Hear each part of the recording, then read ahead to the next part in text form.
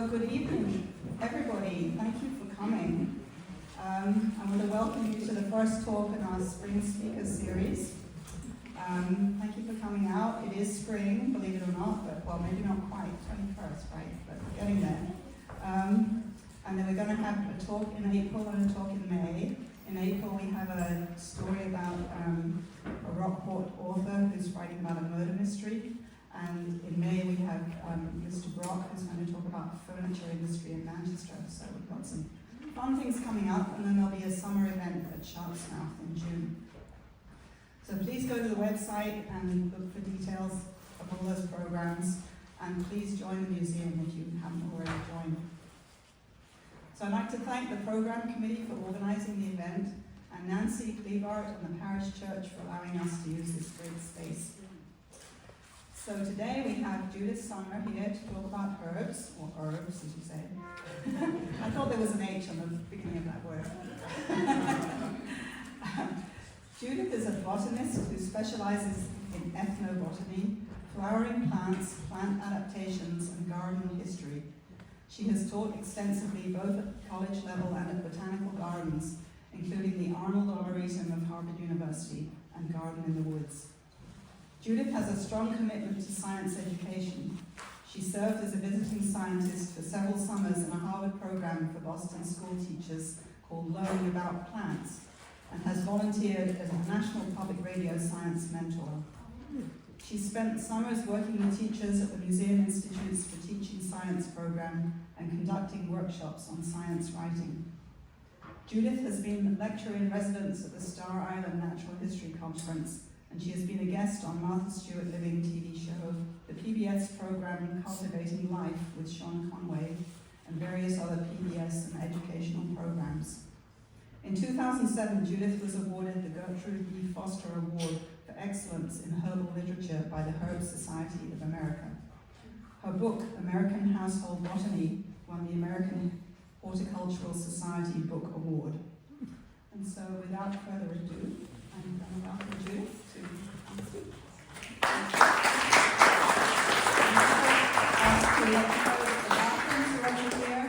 And please give your name tag back to the desk when you read.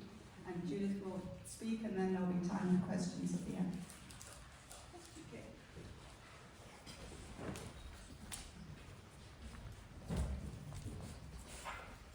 Well, thank you for that warm welcome, and thank you for inviting me to speak to you today. And we are going to look at herbal history,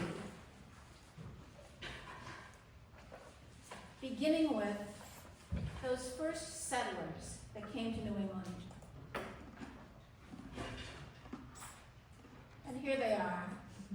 Just think of those women arriving on the shores here in New England, 1620 and subsequent arrivals.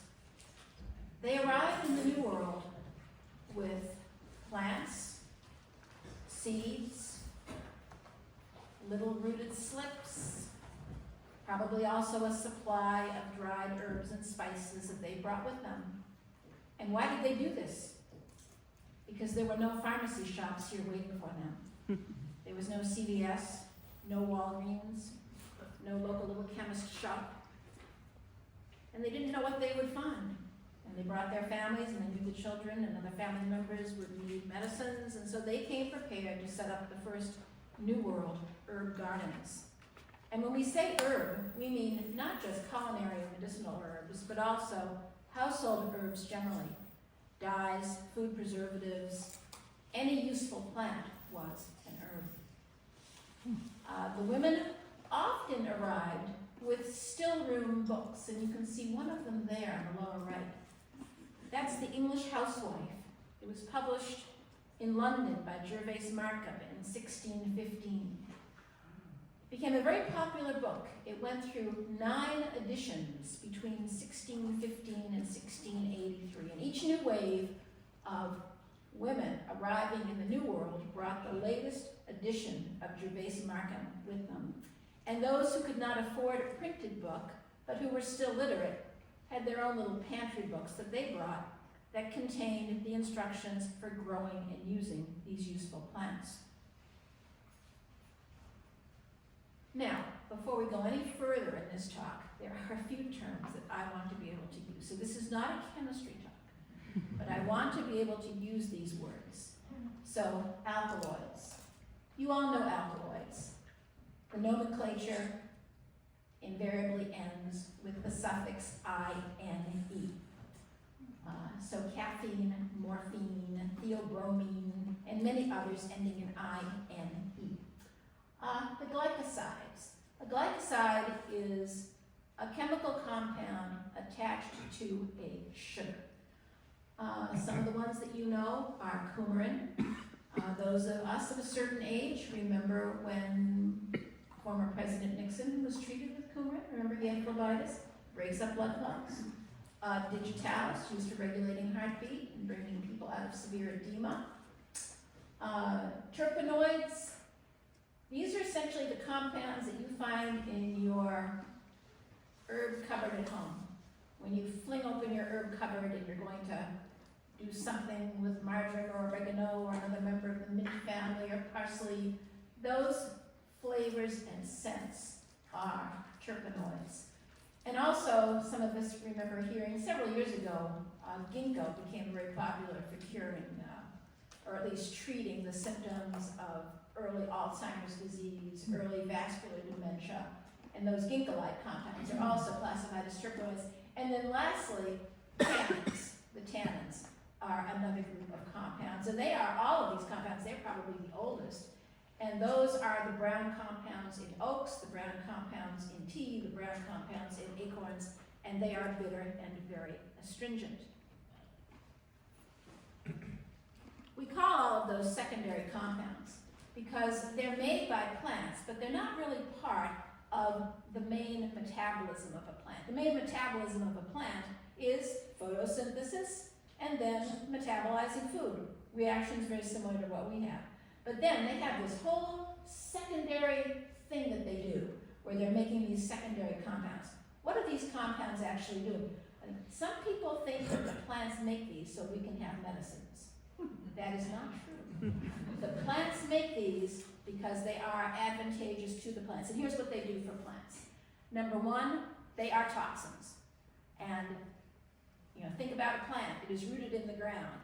If an animal comes up and begins to eat it, you can't leave. You cannot exit the scene. And so a toxin is going to poison an herbivore. And same with deterrents. Those are sort of similar in the sense that an animal, a grazing animal, an herbivore, is going to get a mouthful of something toxic or at least really unpleasant and leave. Some of these compounds are actually antibiotics. They actually will kill bacteria and fungi and viruses. And a little known fact about plants is that they invariably self-wound. This little slide down here, that is actually a cross-section of a root. And you see the side root coming out here. That's what happens when a plant grows more roots. Look what's happening. That root actually is beginning inside the main root and bursting out through the epidermis, through the tissue, and leaving this whole inside of the root prone to attack from fungi and bacteria in the soil. So a lot of these compounds are actually antibiotic and keep roots from succumbing to microbial diseases underground. Herbicides. Plants could kill each other. Yes. Plants establish territoriality by producing natural herbicides and murdering each other out in nature. And we'll see a couple of examples of that tonight. And then the least known and perhaps the most intriguing of all of these, communication. Plants do communicate in nature, even among different species. This is difficult to demonstrate. We now know it does occur. Some of it is through the air, through the ether. Some of it occurs underground through root grafts between different plants.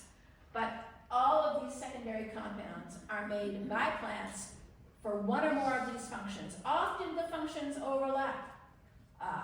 And this is why plants are making the compounds that we use as medicines. And all of this really goes back to the earliest herbal traditions in Europe that date from pre-literate times, from the times of the most ancient Greeks and Romans, and before literature really was recorded. These are plants that were grown, and many of these are the same herbs that were carried to the New World. The first real documentation of many of these plants occurred during the 1st century AD. So this is Dioscorides.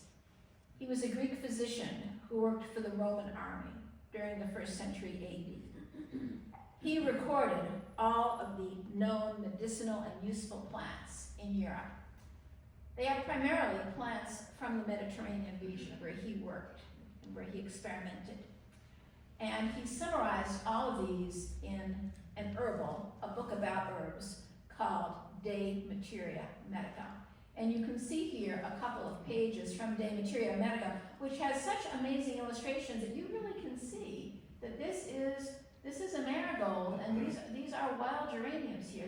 They are a little bit stylized as illustrations, but you can still really tell what the plants are.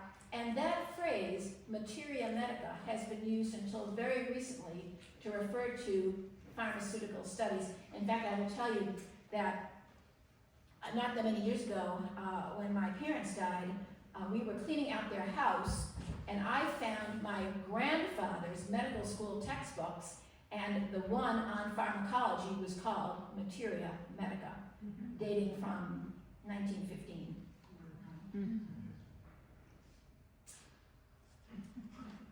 Women arriving in the New World tried to find plants growing here in the wild that they knew.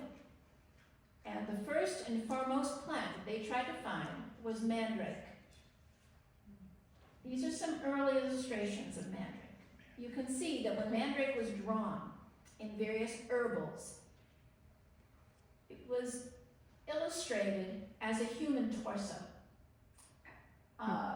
Some a little bit more extreme, shall we say, than others. The more robust ones were male, the more petite and mild ones were females. This is probably the most naturalistic one here. Mandrake resembled a torso in the eyes of the early Europeans, and therefore was thought to be good for treating all ailments of the human body. It was seen as a panacea. And so you can imagine women arriving here, and job one is to find mandrake, because you can use it for anything. In fact, mandrake does contain alkaloids that are analgesic. So mandrake does control pain, and was used actually in childbirth. It shows up in the Harry Potter movie. Those of you who have seen it, or been subjected to it, perhaps I should say. And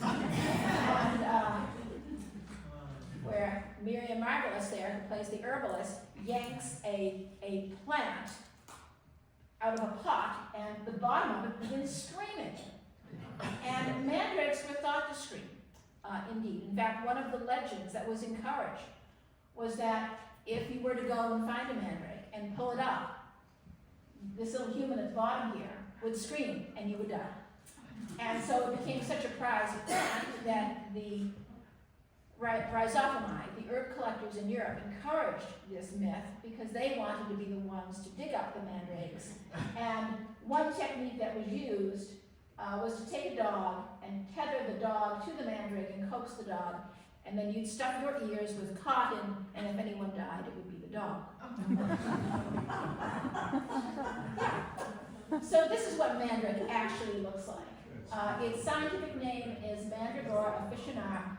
Hey, whenever you see that epithet, officinarum or officinalis, that means that this is a plant that was used or sold in the pharmaceutical trade.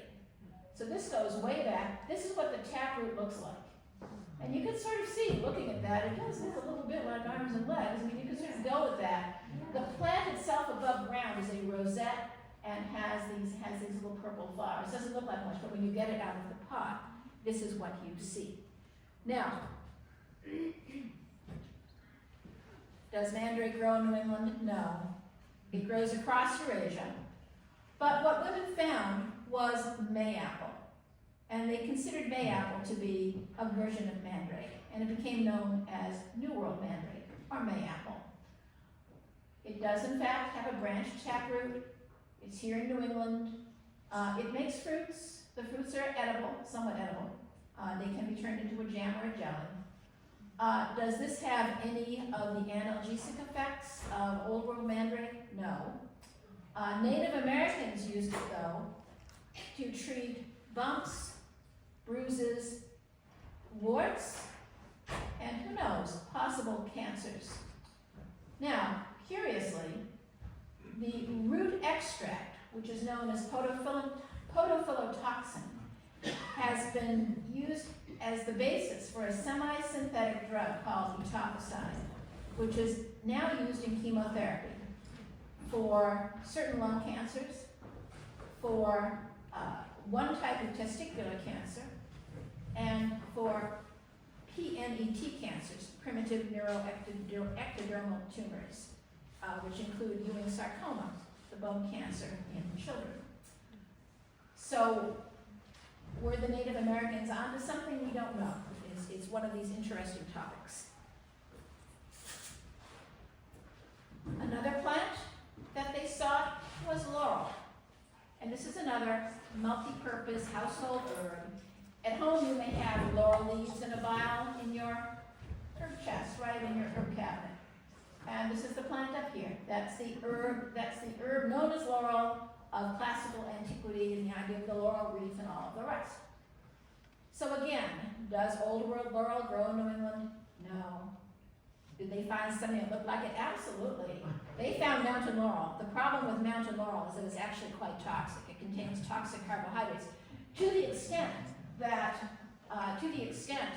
even honey that is exclusively from the flowers of mountain laurel can be toxic. They like mountain laurel. They grew it. It is not a useful plant in an herbal sense. Some of the old timers called it calico bush because of that little pattern that you get of all the flowers. But using what I like to think of as the scratch and sniff method, they found a relative of bay laurel, and that is sassafras. Now, the leaves of sassafras are varied. There are actually 4 different types of leaves, I think, right? You've got the main ones that are not branched, that are not lobed. You've got the ones with 3 lobes. You've got the left-handed mittens. You've got the right-handed mittens. And then the mittens like I would make with 2 thumbs, right? And sassafras is actually in the same family as bay laurel. Columbus originally thought that sassafras here in the New World was cinnamon, and scratched at the bark and smelled a cinnamon-like odor, and began exporting it to Europe as cinnamon. Sassafras was the main export from the New England colonies back to England for many years. Boatloads of settlers came and arrived, disgorged the passengers, and were loaded up with logs of sassafras and sent back. Sassafras earned the reputation of being a fountain of youth. But then, this moved sideways a little bit, and it got the reputation for curing venereal diseases, at which point respectable people dropped any interest in sassafras. Oh, I should also add that today sassafras is actually illegal to sell. It contains a compound called safrole, a terpenoid, that is carcinogenic, and the FDA doesn't allow anything with sassafras to be sold. Now, I want to come back to this idea that by looking at a plant, you can actually tell something about its uses. This is known as the doctrine of signatures.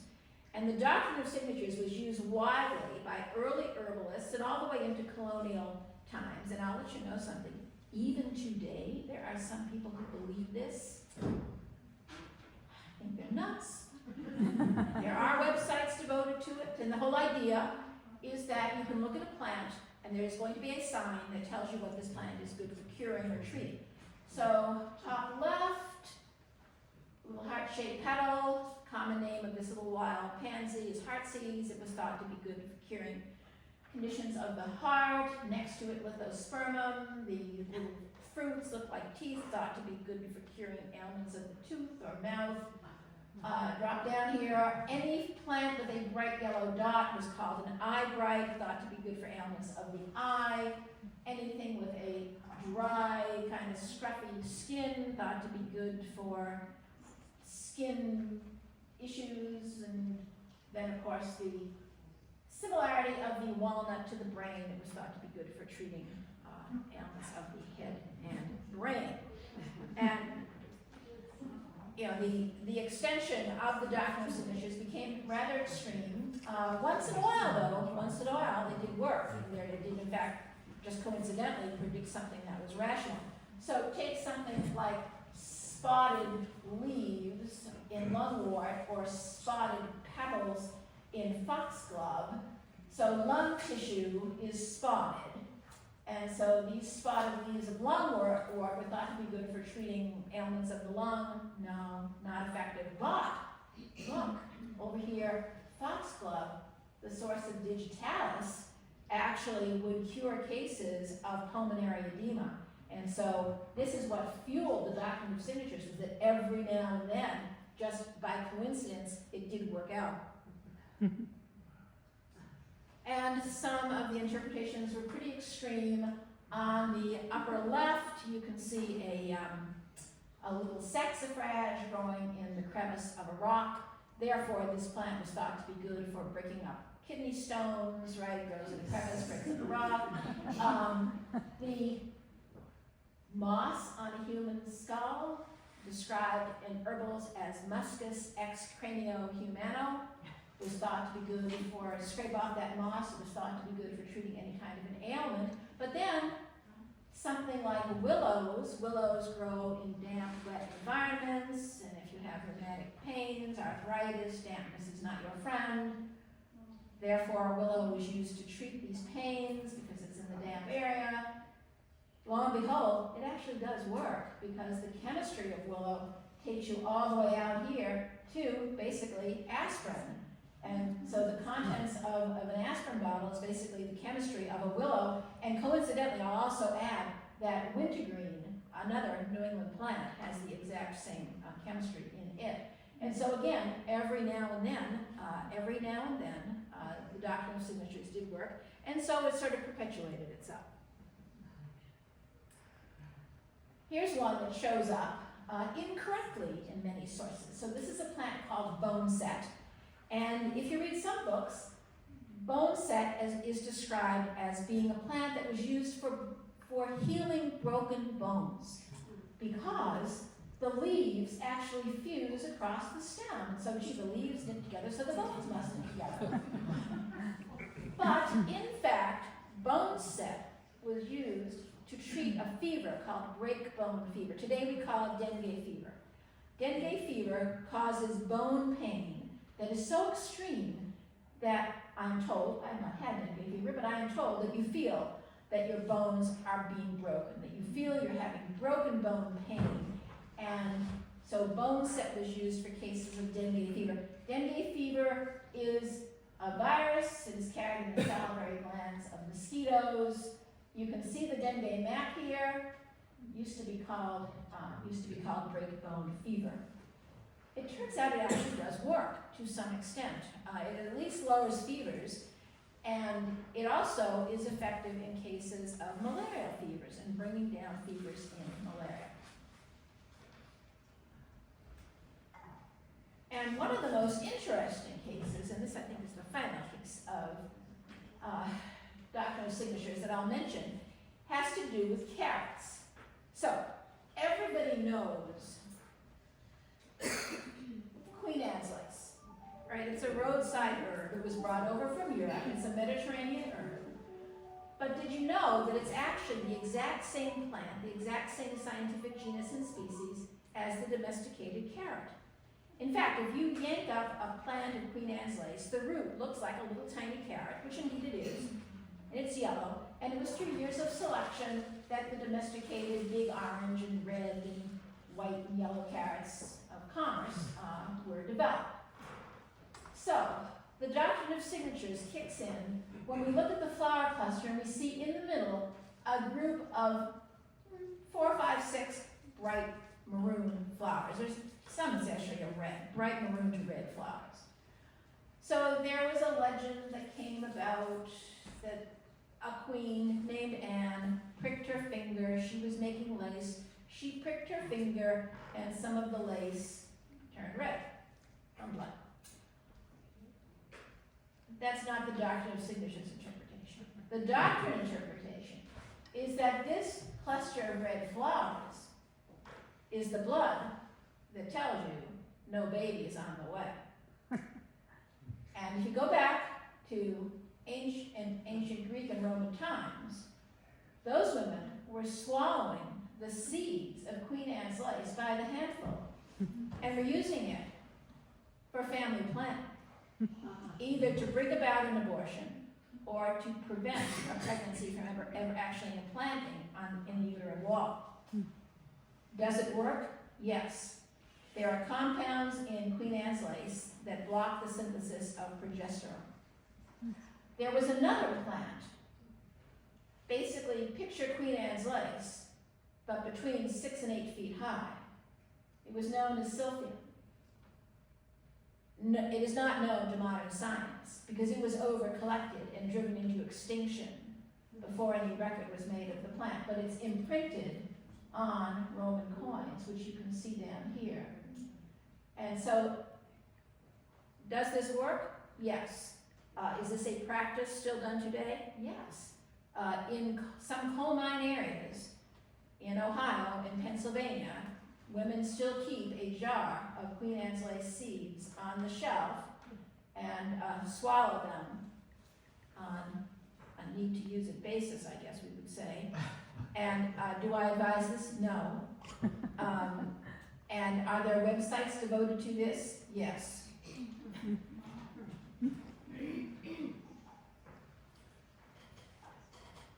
So, I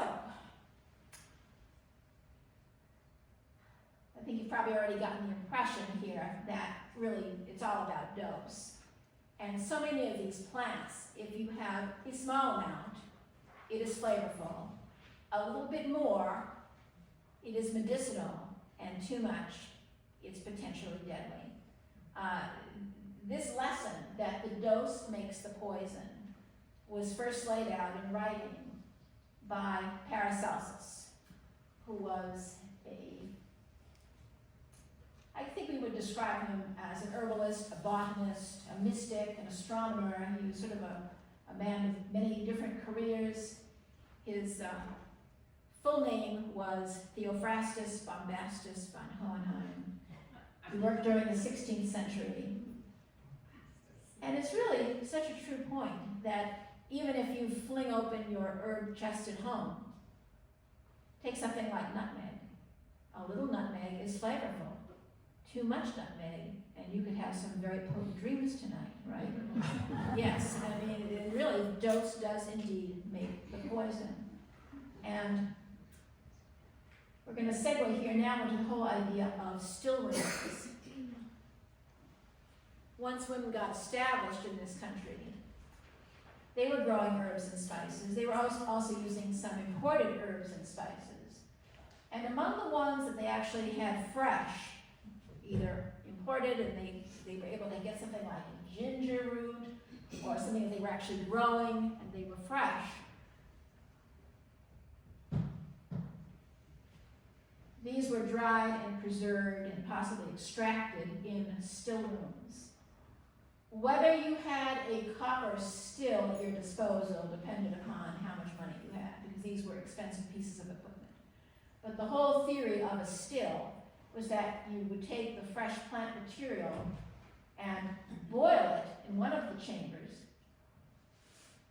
The secondary compounds, primarily the terpenoids, have a boiling point which is lower than the boiling point of water. So they would come boiling off and they would make droplets in the tubing, and then those could be shaken out and you would have the pure essential oil. Alternately, plants were dried, and we can't overstate the importance of drying, because if a herb is not properly dried, it will get moldy. And the fungi can actually change the chemistry of the secondary compounds, not for the better. And so the whole idea of having a space where plants could be hung in an airy environment, possibly distillation could occur. The stills, by the way, were often owned by the wives and daughters of local ministers, because those were the people in the community that were often tasked as the amateur doctors and nurses, and they were the ones who needed to have at their fingertips a selection of essential oils.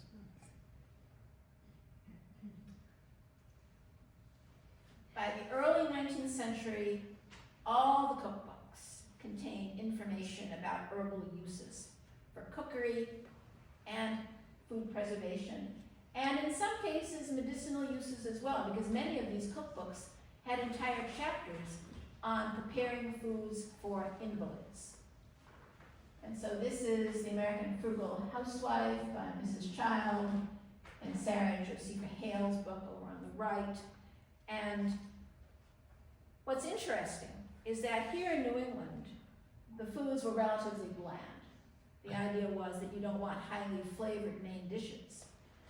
But if you were doing some food preservation, you really needed to have some herbs involved. And that is where we really see a lot of herbs coming into the culinary tradition.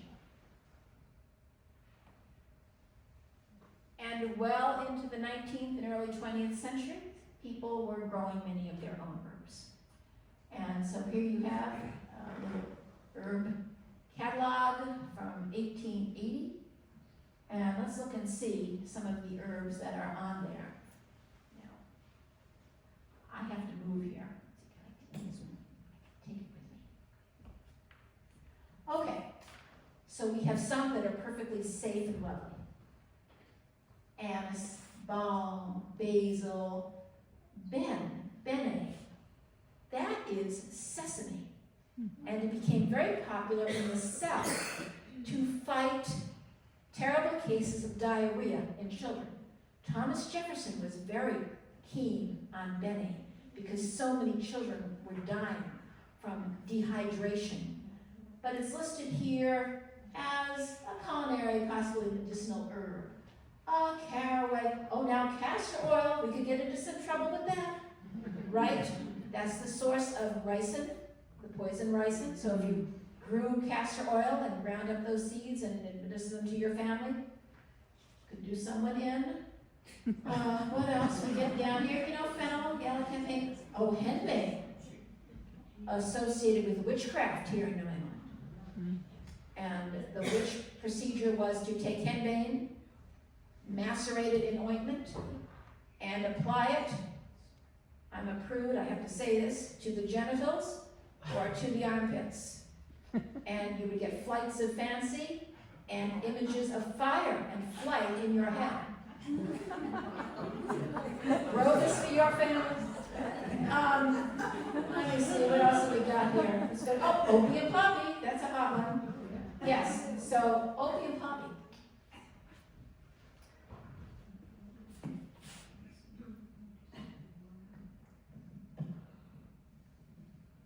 I'm the most unmechanical person on the planet, so if you hear a crash, this didn't go well. Okay, so wait, we have opium poppy growing right here. And what is the story with opium poppy? So it is indeed the source of opium.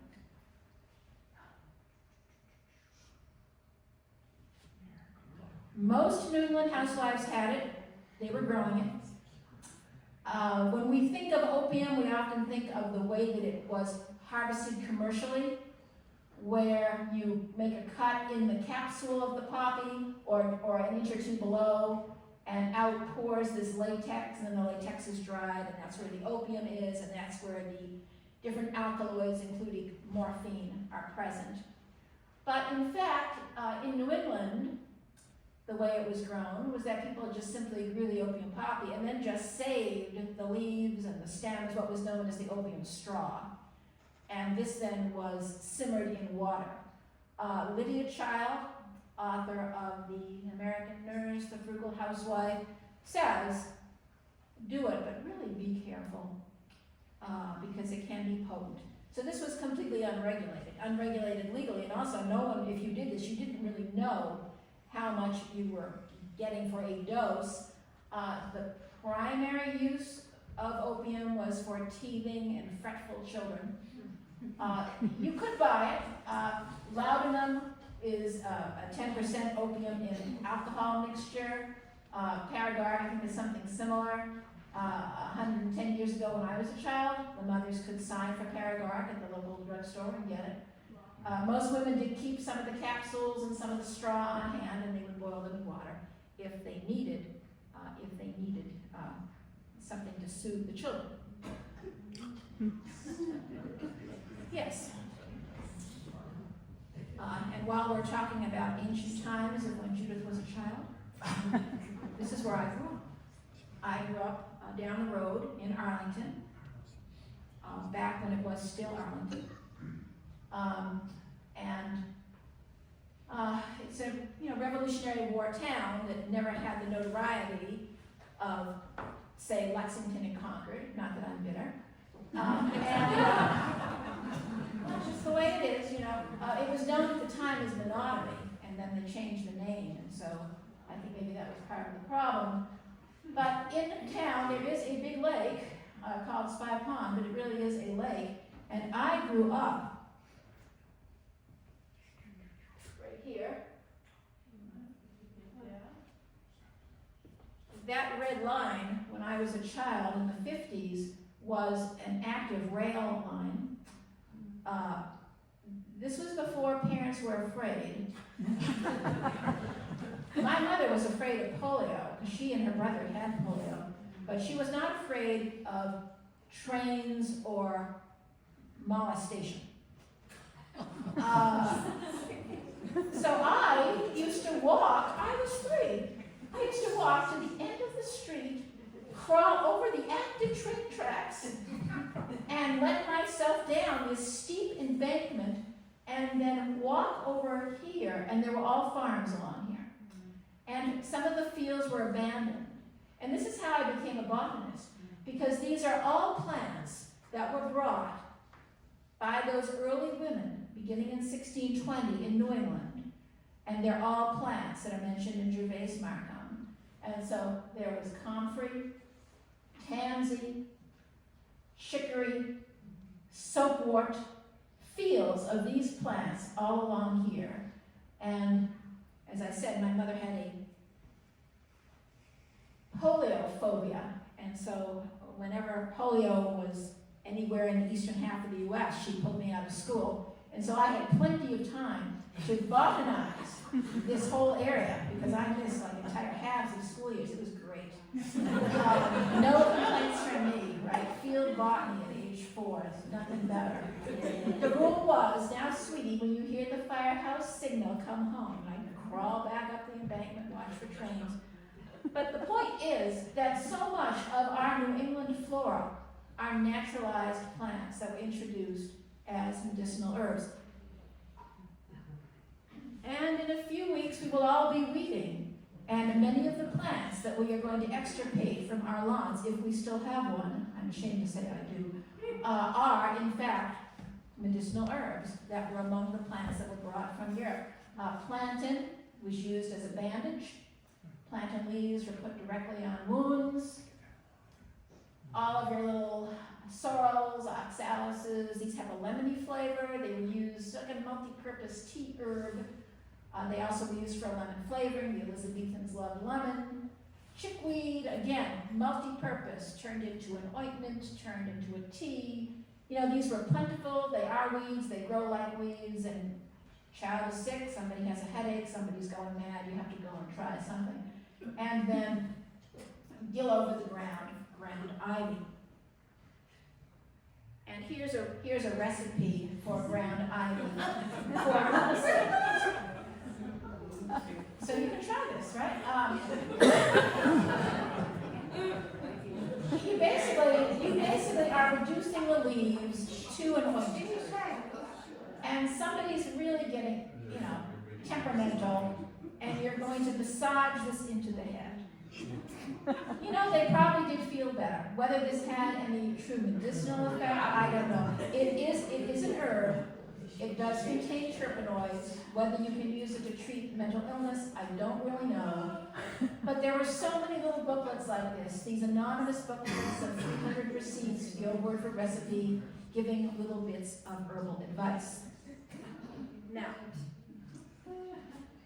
Here's something we do know about ground ivy, gill over the ground, whatever you want to call it. It is a plant that can poison other plants. Remember I mentioned that plants produce herbicides? Here's one of them. This little plant will take over lawns. It will take over cemeteries.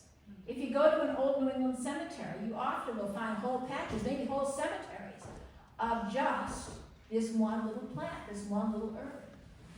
Why? Because it produces compounds that it releases into the soil.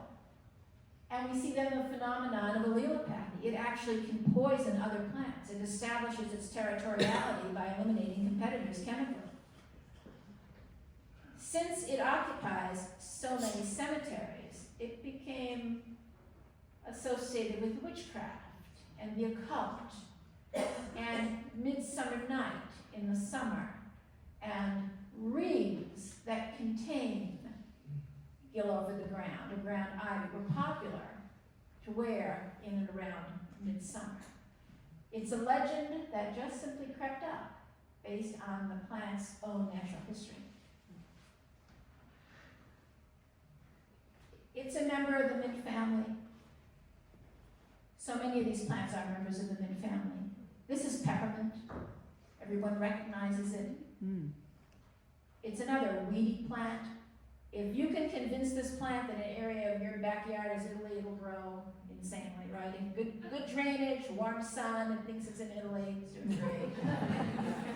Where actually are the secondary compounds? Well, we all know that a lot of these mints are fuzzy, and if you crush them, you get the smell. This is a scanning electron micrograph of the epidermis, and you can see these hairs. Those hairs are loaded with the peppermint oils. Some of the surface cells are loaded with the peppermint oils. And so an animal comes up, bites this thing, and automatically gets a mouthful of a compound that's probably going to deter it from eating further. Here's another member of the mint family. This is rosemary. Many people have heard the legend that rosemary was originally a white-flowered shrub and that Mary, outside of the barn of the manger, took her blue cloak, you know, Mary's always painted wearing a blue cloak, and put her blue cloak on the shrub, and somehow in the morning, the flowers were now blue, bluish purple. That is not biblical, it is a legend. People want to see somehow Mary in the name, rosemary, no.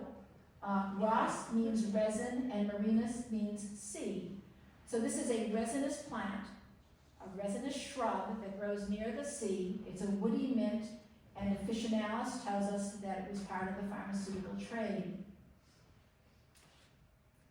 And rosemary would not survive in New England winter, but people came here with small little slips or little rooted cuttings or even maybe plants in pots and had them outside during the growing season and then kept them alive inside during the winter and put them back outside in the spring.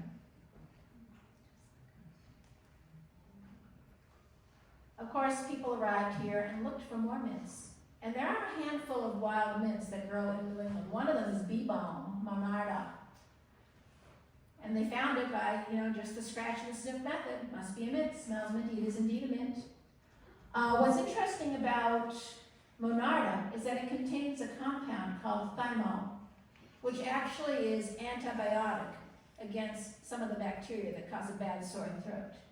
Another plant that contains thymol is in fact garden thyme, and this is the European thyme. Vulgaris does not mean vulgar, it means common, so that was the common garden thyme. And both of these were used in making the Liberty tea mixtures. So when the true patriots got tired of the Stamp Act and decided not to drink imported tea anymore, they started mixing up tea mixtures that were called Liberty teas. And they were by and large different mints, whatever they could get their hands on. And so these both showed up in Liberty tea mixtures. As did lavender. Lavender, again, was brought over. It's a Mediterranean mint. It was brought over. It was grown, cultivated. It's basically weedy. Again, if you can convince it that it's in Italy, it's going to grow really well. It was in the lavender. Lavender was in the Liberty teas. But here's something about lavender. It contains the terpenoid linalool. And we now know that linalool has a peculiar effect on men and boys. It either is mistaken by the body for estrogen, or it is estrogenic. And men and boys who use a lot of lavender essential oils, and think of all these young mothers now who are anointing their children with essential oils, not realizing that, you know, it's not all just nice smells. Some of them really are potent compounds. Men and boys exposed to a lot of linalool will develop breast tissue, and it's irreversible. These are now men and boys with breasts. Yeah. Salvia, another mint, also officinalis, right? Known originally for its medicinal properties. It was used to treat ailments of the eyes, but was extremely important in food preservation. So, the usual drill in New England was to prepare a number of meat pies in the fall.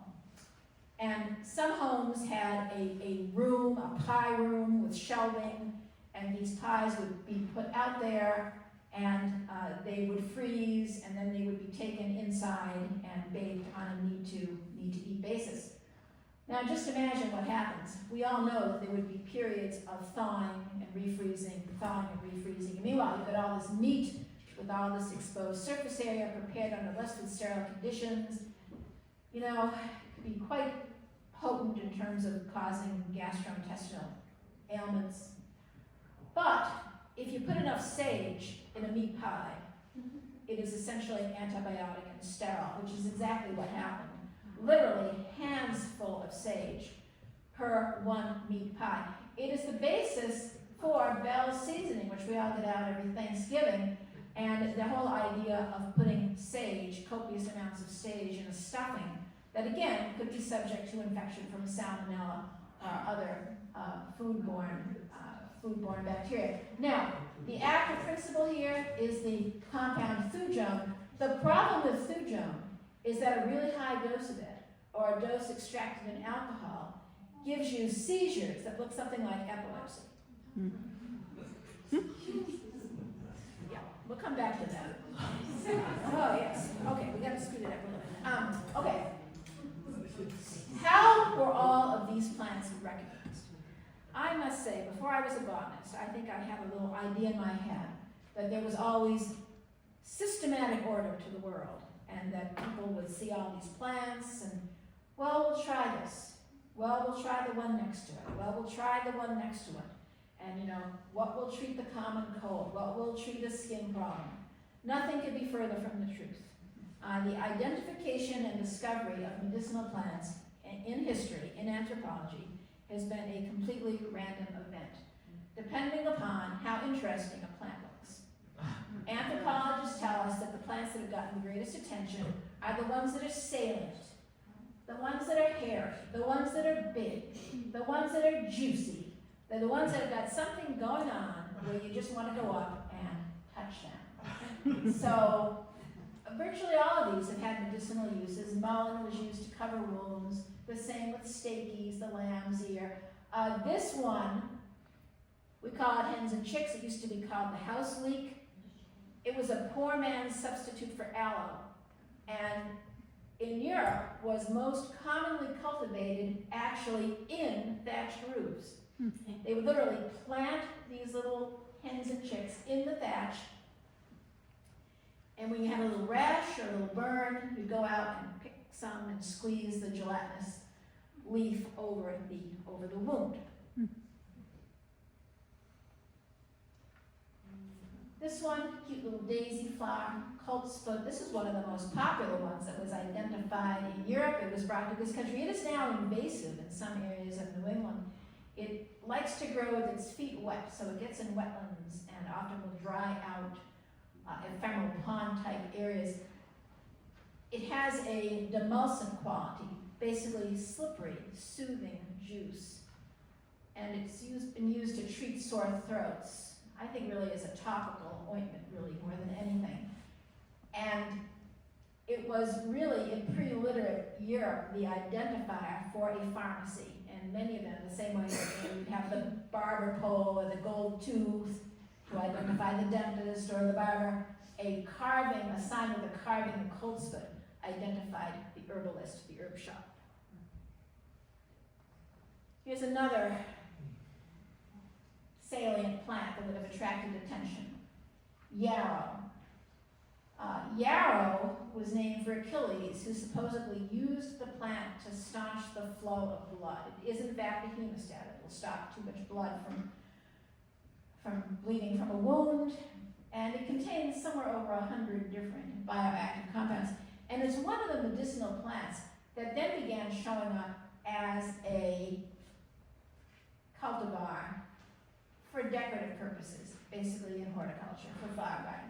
Because some of the wild plants have yellow flowers, they have pink flowers, they have red flowers, maroon flowers, and those were selected. And so you start to see this plant showing up in perennial gardens. Certainly digitalis, and we talked about digitalis before, and its cardiac glycosides. You know, you just want to experiment with this. And in Europe, children would pick the flowers and bite the ends of them and taste the nectar, and then feel little heart palpitations. Tansy. Tanacetum vulgare is another plant with a lot of thujone. Thujone plus the other active compounds in tansy make it an effective vermifuge. And the reason it shows up all over New England is that women brought it here to rid their children of intestinal worms. And what's the thing with the worms? Well, just imagine how most children were raised. They were sitting in a dooryard, and the animals and the children were sitting there all mucking around in the same soil, and the children were putting their hands in their mouths, and more often than not, children ended up with various flatworms and tapeworms. And even some of the commercial, we call them vermifuges, medicines that get rid of internal parasites, contain tansy. And tansy is also linked to the fourth Sunday in Lent, which is known as Mothering Sunday. So historically, Mothering Sunday was the time that Anglicans went home to their mother churches, but also visited their actual biological mothers. And it was the time that young women who were in service, like in Noel Streatville's novel, went home and honored mother and brought mother a seed cake, a simnel cake, that was baked with tansy leaves at the bottom of the cake tin. And so the tansy actually infused a flavor into the cake. Mothering Sunday is the fourth Sunday of Lent. This year it is March 30th. And in the Anglican calendar, it is one of two Sundays when the pink hangings and pink stoles and robes are taken out. The other one is during Advent. It's often called Lighten Up Sunday. And while we're talking about thujone, thujone is also an active principle in Artemisia, the wormwoods. And the wormwoods were used to make the drink known as absinthe. If you extract thujone in alcohol, you end up with a very potent hallucinogenic alcoholic drink, which is also apparently quite addictive. Apparently the addition of thujone to alcohol makes it all the more addictive. It is now illegal to have this in this country with the actual thujone in it. And thujone also was used to fill, I should say wormwood, was used to fill the masks that were worn in the courts of law and going into the prisons, because it was thought to be somehow protective against disease, airborne diseases. Say two words about different mustards. There's certainly a lot of mustards that were brought as important garden and herbal plants. This is horseradish up here, the largest of the mustards, but all of the cabbages and the kales and the broccolis, all of those are mustards as well. Their active principle are the mustard oils. Mustard oils are a perfect example of the dose makes the poison. A little bit is flavorful. More is medicinal, antibiotic, seems to stimulate the immune system. More, a high dose, is a blistering agent. And these were the mustard oils that were used in the mustard gases during World War I and feared during World War II, known as mustard gas, poison gas, Eperite, Yellow Cross. Some men never recuperated. The blistering caused permanent lung damage and eyesight damage. The most pesky of the mustards brought here to New England from Europe is garlic mustard. And this is the one that a lot of towns are trying to obliterate. It can grow in extremely deep shade. And it's a horrendous invasive because it can choke out so many of our native wildflowers. And I see that a lot of the towns around Boston are having mustard pulling parties every spring. But this was brought in as a medicinal plant. Say a little bit about all of the onions and the garlics. Their active principle is allicin, another sulfur-containing compound, strongly antibiotic. It's been used since ancient times in wounds, packed in with bandages during both World War I and World War II. And it was a major element in the whole matter of pickling. So pickling is what you have to do if you have a big flux of fresh foods, and of course refrigerators weren't invented yet. And so how are you going to preserve the big bounty of crops? In colonial times and well into even the early 20th century, huge amounts of food were pickled, including meat and eggs and virtually every vegetable that you can name. And one of the main categories of herbs and spices used in pickling were onions and garlic because they are so strongly antibiotic.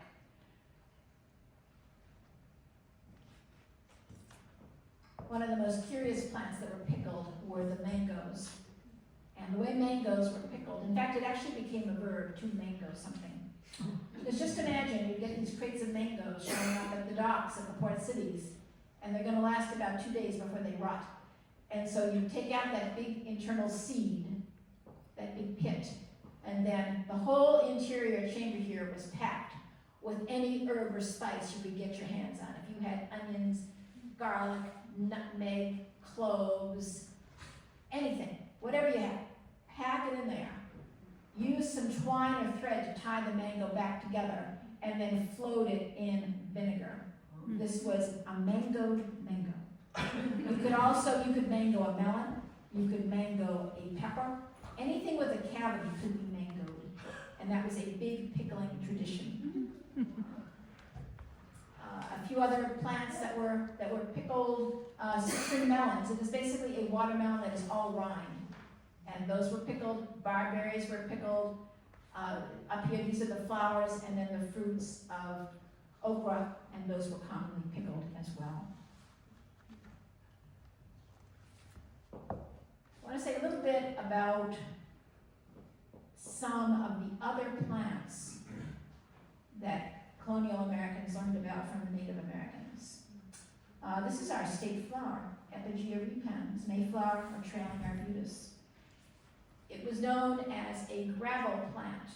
It was also known to cure urinary infections. It was adopted eventually by the Shakers, and the Shakers grew and sold large amounts of Mayflower as a so-called gravel plant for treating kidney stones, bladder conditions, urinary tract infections. The active principle in it is arbutin. And another plant that colonials learned about from Native Americans is bloodroot. This is a member of the poppy family. And doctors' signatures. If you break open the roots, actually the rhizome, underground stem, looks kind of bloody in there. Looks like blood. It contains a compound called sanguinarin. They didn't know that. They just saw what looked like blood must be good for treating the blood. And they made a lot of spring tonics out of bloodroot. It turns out that sanguinarin is antibiotic. The plant also became popular as a dye plant. The problem with sanguinarin, though, is that if you ingest it, it does seem to have some side effects, including causing tunnel vision. Yeah, so it's potent. It's a good thing not to fool with, unless it is a good thing not to fool. Believe it.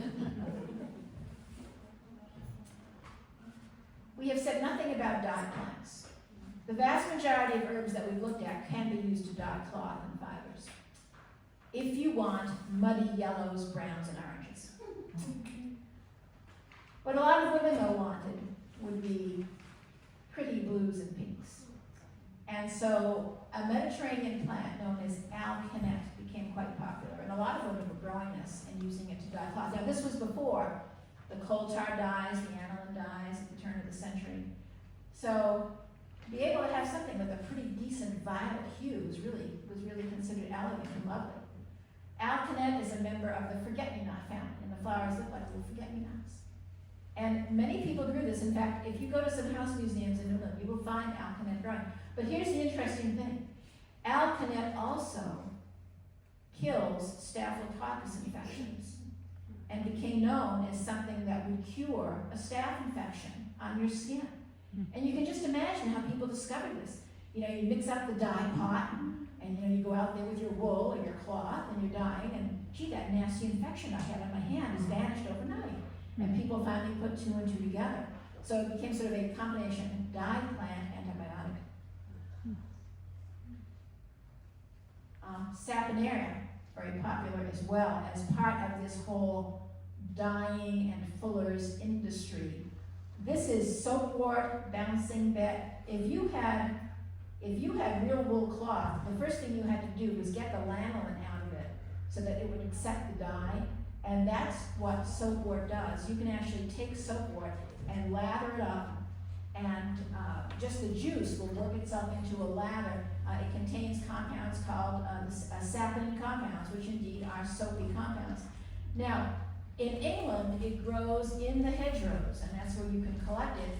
And also, historically, has been used as a folk cure for various STDs, including during World War II. So allow me to digress briefly into World War II. England during World War II found itself with no pharmaceutical medicines, or very few pharmaceutical medicines, because once Hitler invaded Holland, Amsterdam was where the big pharmaceutical companies were, and they were not exporting to England any longer. And so the British became amateur herbalists overnight. And this is one of the many plants that they collected to use medicinally during the war. And here are some others as well. They were using rose hips for vitamin C. They were using yarrow to stop bleeding. They were using burdock for a whole bunch of uses. They were using the sugars in horse chestnuts actually to treat diabetes, and also to grow. They were using them in some microbiological media. So what can I say? Never say never. The British found themselves right back in the early stages of herbalism during World War II as a result of supply chain shortages. Have we heard this before? Now, I'm often asked, so Judith, what are your favorite herbal supplements? So I am going to answer that question preemptively. Starting with the question, are herbal drugs safe and effective? Well, maybe. I think some are safe and effective. I would say the main issue with herbal medicine, especially if you're getting any herbal medicine where you don't exactly know what you're taking in terms of concentration, the problem is that you don't know what you're taking in terms of concentration. And plants are plants, right? They don't all make the exact same level of secondary compounds. Weather, climate, genetics can all affect secondary compounds. The drying process can affect secondary compounds. And so you don't exactly know what you're getting. That's a little bit, what should I use? I say anything from the European tradition with a long history that we don't identify immediately as a toxin, like, say, henbane, is probably pretty safe. So the mints, chamomile, parsley, aloe, calendula for skin problems, ginger, garlic, a lot of the ones that we think of as being culinary herbs as well probably are not going to kill you. And some of them actually are helpful. Some of them have antibiotic properties. Some of them do seem to bring about sleep. What are some useful resources? There's something called the ABC, the American Botanical Council. And they publish a wonderful magazine called Herbal. You also, so in Germany, we see a coexistence of modern medicine and herbal medicine. And the German government has actually published what they call the Commission E monographs, which are very detailed, essentially spec sheets on different herbs. And you can find most of these online. The NIH has a Center for Complementary and Integrative Medicine. At least they did today. Should I have said that? Including a database, a separate database at PubMed, where you can find some information as well.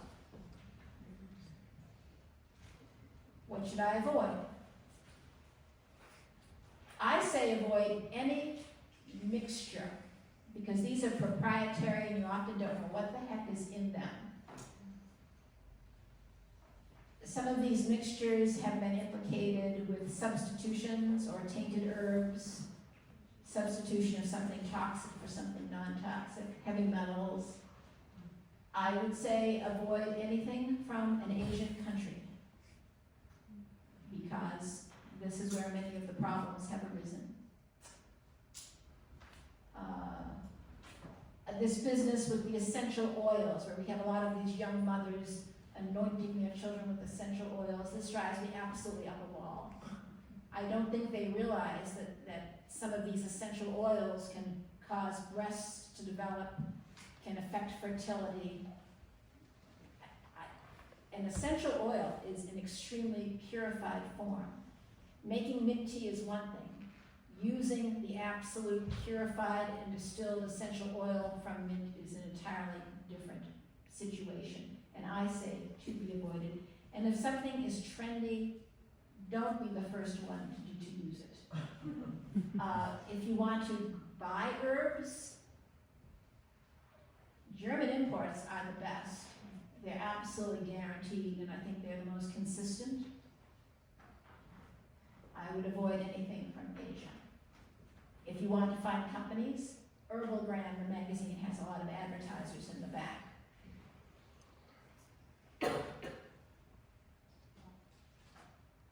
Potential interactions with pharmaceutical drugs.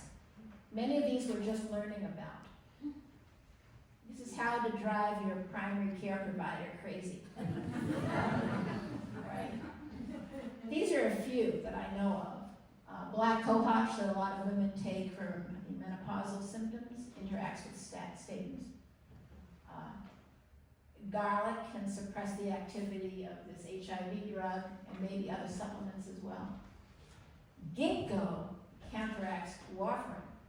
So for somebody who's taking warfarin, which is Coumadin, for blood clots, you take ginkgo,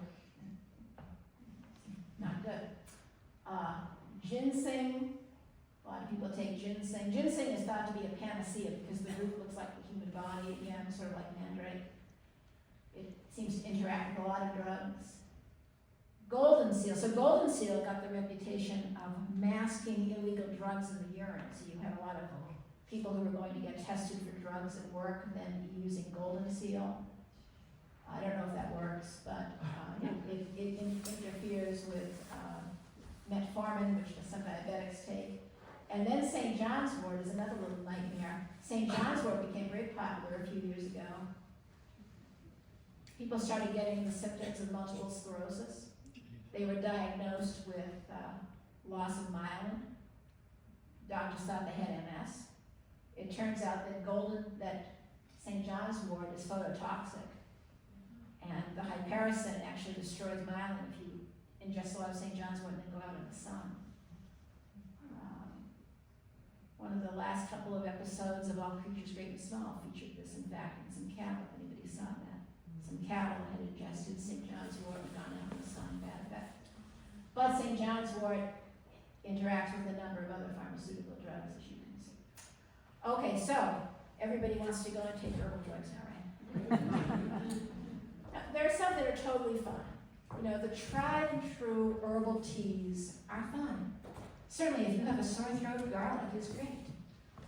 Taking some unknown mixture that you pick up at the Chinese grocery store, don't do it. Okay. I'm done. But if you have any questions or complaints, I'll try to answer.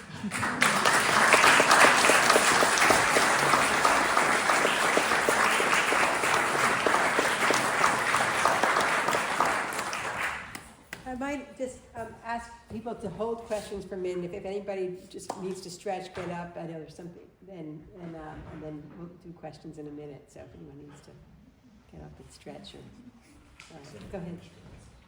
Go ahead. I have heard that plants that are toxic or that can sting you, like nettles or poison ivy or poison oak, that the antidote grows nearby. Is that true? The question is, and I have heard this too, as part of the folk wisdom, that if you have a plant that's toxic, particularly the ones that cause rashes, like poison ivy, that growing near it will be the antidote. I don't think there's any biological reason why that would be true, but I think coincidentally it is often true. I'm very interested in nettles, European nettles. European nettles. Yeah, and when I was a kid growing up in England, there were nettles and there were dock leaves which grew right beside. Right beside it, and yeah. supposedly the dock leaf was the antidote to the nettle. Whether it actually worked, I don't know, but we believed in it. Believe in it, yeah. So nettles, if you haven't had a run-in with nettles, Different. nettles are in the nettle family, and they on the leaves they contain hairs that almost have the texture of glass, spun glass. And you touch it, and that little hair goes into you, it breaks off, and nettles contain histamines, the opposite of an antihistamine. So you get the full swelling and inflammation response, and they really do sting pretty bad. And so dock, plantain, jewelweed are often rubbed into a nettle sting. And I think it's soothing, it's moist, it gets the stinger out of there. I don't know if they actually contain antihistamines, but that's the folk wisdom. I added a little bit of sweet woodruff and it took over. Is that one of the ones that poisons its neighbors? Does sweet woodruff poison its neighbors? I don't know. It's just this tender, little innocent. Took over, huh? An aggressive growing. It might just be aggression, right? Just an aggressive grower, yeah. What is ground ivy? Because we have that, it takes over everything. Yeah, that's the one I showed, the Yeah. allopathic one in the cemetery. Right. Gill over the ground or ground ivy. It's crazy. And you know, one of the other very odd uses for it that I didn't mention was that back in the days when all of the paints contained lead, many painters who were compounding their own paints using minerals and oil would end up with lead poisoning, and they treated themselves with ground ivy. Whether this was effective, I don't know, but it was a very common treatment for lead poisoning.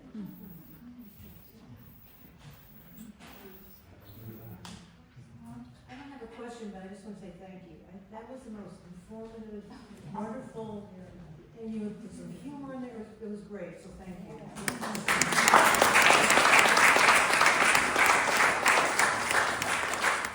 While I have a captive audience, I have written a few books. Oh wait, this was one other slide I was going to show you. So there's been an uptick in the interest in compounding pharmacies, where you have a pharmacist who actually compounds drugs from raw ingredients. And this is the most recent list of plant materials that have been approved for use by compounding pharmacists. And I must say a couple of them caught my eye. Pennyroyal is a potent abortifacient. Anybody trying to get pregnant or sustain a pregnancy must stay away from any kind of pennyroyal. And the thing is, some of these little herb places sell pennyroyal tea. Without that, and then pokeweed also causes a condition very similar to leukemia, where you start getting uncontrolled growth of white blood cells. So a couple of these caught my eye. I think you definitely want to be careful with them. Let's see here. Oh yes, and I also put in this slide. You know, if somebody were to say to me, you know, look at your crystal ball and predict the future, I think that we're going to end up going back to plants as sources of antibiotics. Because virtually every plant we talked about tonight has antibiotic properties. And these antibiotics of last resort now, the colistin and all these, are running out. And I don't know what we're going to use. But if you take enough herbs and spices and overlap them, nothing can live. Any bacteria, fungus, and virus is dead. And one particular herb often doesn't kill everything, but if you overlap enough of them, if you take the entire contents of your herb cabinet, you can kill anything. And I say that might be, I mean, all joking aside, I think that could be the future of antibiotic medicine, going back to botanical antibiotics. So a lot of what I discussed tonight are in these two books, The Natural History of Medicinal Plants and American Household Botany. I said I would never have a Facebook page. I lied. If I find an interesting article or something, I post it on Facebook. I do have a website, and I've sort of carved out a little niche for myself recently. In 2019, I published a book on the botanical history of World War II, which turned out to be a much more complex topic than I thought it was going to be, and actually includes a long discussion of the herbal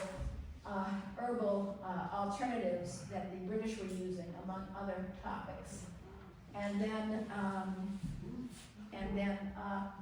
my pandemic project was another botanical military history on the Civil War. And now I am really done. Now I am